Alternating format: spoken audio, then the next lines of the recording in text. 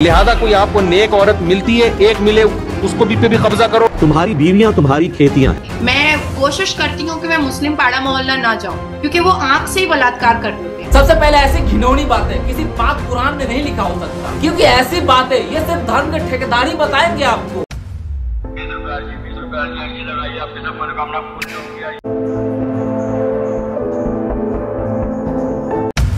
हम लोग ऐसे समाज में रहते हैं जहाँ पे हिंदू, मुस्लिम, सिख, ईसाई सभी धर्म के लोग रहते हैं, लेकिन क्या आपने कभी अपने धर्म के बारे में जानने की कोशिश की है? हम लोग उसके बातों पे ही विश्वास करते हैं जो हमारे धर्म के गुरु या फिर रक्षक होते हैं। सबसे पहले ये वीडियो किसी धर्म को ठेस पहुँचाने के लिए नहीं बनी है, तो इसलिए प्लीज अपनी दिमागों पर ज्यादा जोर न डाले। एक बात और यहाँ विद्वानों को कहेंगे, राम जी के 5 बाप थे, 5।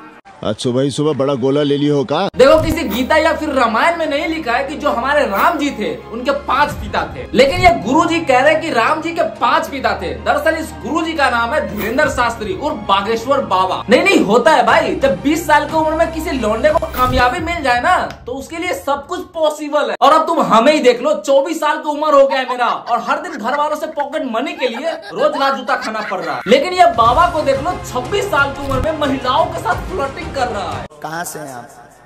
मैं सारंगपुर से हूँ और इंदौर में मायका है मेरा। हाँ। और मैं YouTube पे आपका देख रही थी दिल से, तो मैं सोच रही थी मैं छतरपुर आपसे मिलने जाऊंगी। वाह, कितने दिनों से जुड़े हैं?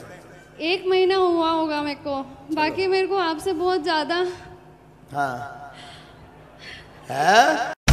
हमारे पास और भी कैटेगरी के बाबा है जो अपने आप को जनरल नॉलेज से कम नहीं मानते। उनसे जो सवाल पूछना है, जैसे भी पूछना है पूछ सकते हो। लेकिन हमारे इंडिया के बच्चे कम हरामी नहीं होते, वो ऐसे सवाल पूछेंगे जिससे बाबा फंस जाए। ये है कि सूर्य उदय पहले कहाँ उगता है? सूर्य उदय सबसे पहले हमारे भारत में हम आपको बता दें, सबसे पहला सूर्य उदय कहाँ होता है। हम एक बार गए थे इस तरफ ना,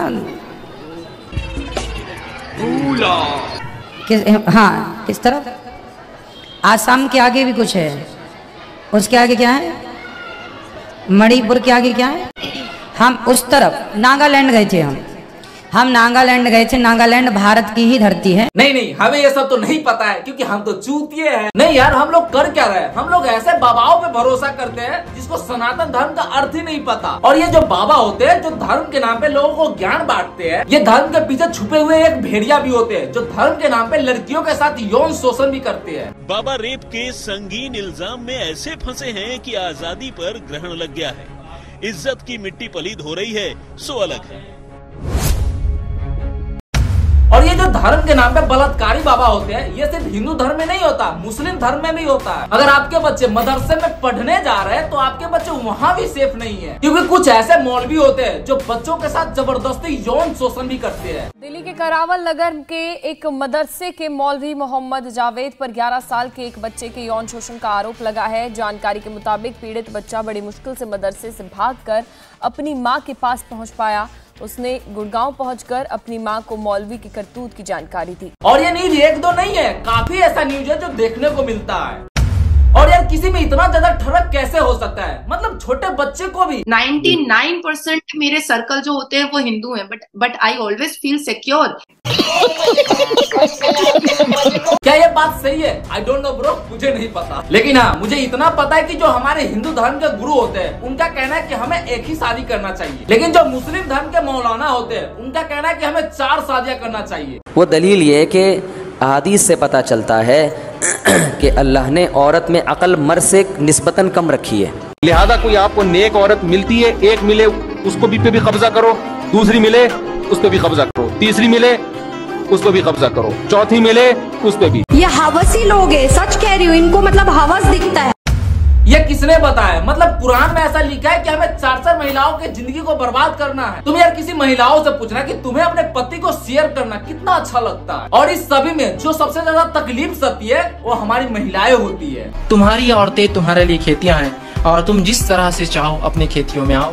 तुम्हारी बीवियां तुम्हारी खेतियां हैं, औरतें तुम्हारी खेतियां हैं, लिहाजा जिधर से तुम चाहो अपनी खेती में आओ। औरतें आपकी खेती है, आप जब चाहे जा सकते हैं, मतलब वो आपकी है, आपके लिए। कुरान मजीद में कहा गया है कि औरतें आपकी खेती है, मेरे को जाना पड़ेगा, मेरे को जाना पड़ेगा, मेरे को जाना है। सबसे पहले ऐसी घिनौनी बातें किसी पाक कुरान में नहीं लिखा हो सकता, क्योंकि ऐसी बातें ये सिर्फ धर्म के ठेकेदारी बताएंगे आपको। इसलिए ऐसी अंधविश्वास से निकलो, क्योंकि हमारा इंडिया चांद पे चला गया और हम अभी 1947 में ही जी रहे हैं।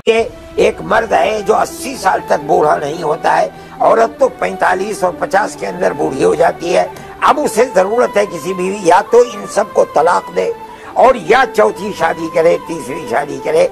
इस्लाम ये नहीं कहता है कि तलाक दे दो, इस्लाम ये कहता है अपनी जरूरत को पूरा करो। चाचा, आपकी जो मशीन गन है ना वो एक्सपायर हो गई है, रिपेयर कराने से भी कोई फायदा नहीं है। जाते ही चाची बोलती होगी, शीला जी तो दिए थे, लिए काहे नहीं।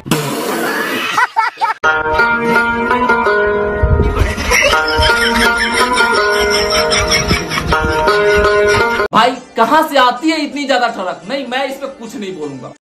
तो भैया कंट्रोवर्सी गया तेल लेने। वीडियो में थोड़ा भी मजा आया हो तो सब्सक्राइब जरूर कर देना। धन्यवाद।